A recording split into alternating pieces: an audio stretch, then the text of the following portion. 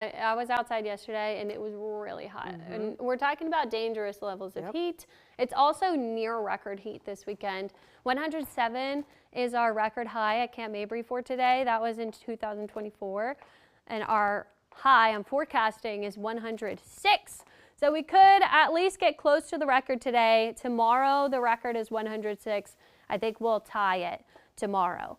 And when we're talking about dangerous heat, we do have a heat advisory in effect for all of the areas in orange, which is most of our counties except for Mason, Gillespie, and Blanco. In the hill country is staying a little bit lower on the air temperature, but this is for air temperatures ranging from 104 to 106 and heat index values up to 112. If you have outdoor plans during the afternoon, you need to make sure that you are limiting your outside time. Whenever we get into a heat advisory, this means being outside for a few hours can be dangerous. We don't want to be out there during those peak daytime heating hours from about 12 until 6 or 7 o'clock. Now here's something that could help. Little rain chances. I mean, tiny little scattered showers. But you see that cloud here? This is the outflow from storms to the north, which is just winds that are created by that rain-cooled air. As it hits the hot air mass over us, we could see it pop up a shower or two, maybe even a thunderstorm. The main thing to watch for would be lightning if we do get a storm popping up. But I think most of us are just going to be dry. And then similar conditions tomorrow, 106 again, and then we'll back off a bit. We'll be 103 by Friday, but the heat index still ranging from 107 to 108 through that extended forecast.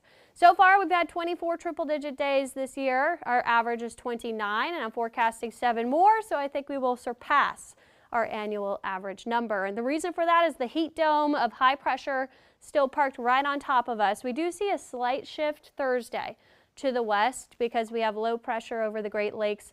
So that could put us right on the edge of that storm track, allowing for some rain chances there. You see the green starting to pop up in central Texas, but still very low rain chances, and it's been 28 days since we've seen measurable rainfall at Camp Mabry.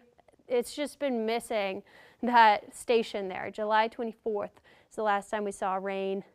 Maybe we get a chance to get a little bit of that this week, but I think it's still largely dry and hot. In the tropics, Tropical Storm Moke, this is going south of Hawaii, thankfully, after we just saw the impacts of Hurricane Lala.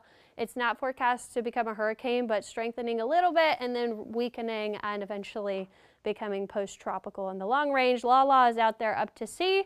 We have 3 areas to watch in the eastern Pacific. Look at all this storm activity that's happening off of Central America. Meanwhile, in the Atlantic, we're watching a wave that could come off the coast of Africa into the main development region. This is long range we're talking. So watching that area, 2 other areas up to the north, but not as much activity on the Atlantic side as the Pacific because of El Nino.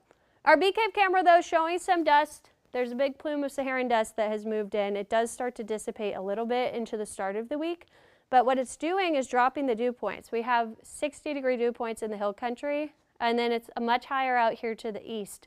Still seeing some upper 70s on the dew points, but some of that drier air mixing down. When you pair that with the air temperature, which right now we're getting upper 70s, low 80s, it's going to help slightly with the heat index. That's why we're not talking about extreme heat warnings. If we had 70-degree dew points in the afternoon paired with 106 through the weekend, we would likely be talking about 115 on the heat index, ranging more from 108 to 112. Still dangerous heat, but it helps a little bit to have slightly drier air.